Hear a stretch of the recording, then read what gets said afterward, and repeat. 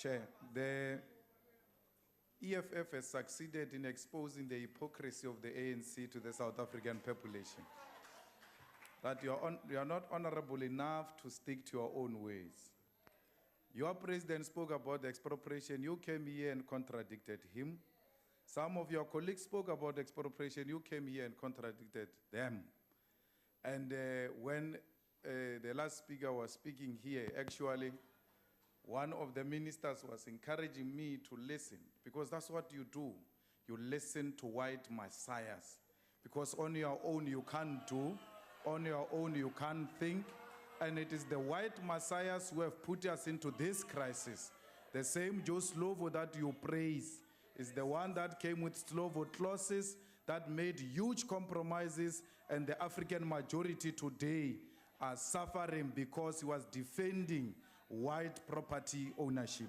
So we want to put it very clear that we have made it available to the ANC to implement exactly what the president said he wants to do, and the ANC rejected it. Because you never mean anything you say. You stand up and say you fight corruption, and you bring corruption right into parliament in the name of Brian Molefe. Those are the things you are known for. You say this and do the opposite. And today the entire country has seen you for who you are. You bring here people who have got no clarity of what we are speaking about, except the last speaker who attempted, but just stick to rereading the Constitution. The Honorable Mguni comes here and speaks about feminism when we are speaking about land.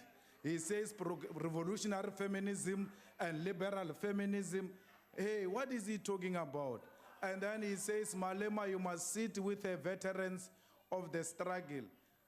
I might appear young to you, but for your information, I've sat with a lot of struggle veterans. I even stayed in their houses more than you, because by just speaking here, it's clear that you are just a backbencher from a branch who found himself in this house by accident.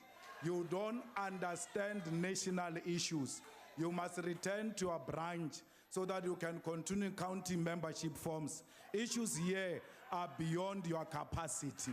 You must still go through the structures so that you develop national consciousness, so that tomorrow when you come here, you can reflect the national status of issues and not some short-sightment and talking about things that you don't have clarity about. So we want to say, as the EFF, that radical economic transformation is just a rhetoric. You are not going to implement it. You don't mean it. Zuma says it because he wants to reposition himself so that he can have some legacy. He will be known as the most useless president who has never meant anything that came out of his mouth. He's just blowing hot air on radical economic transformation. Thank you.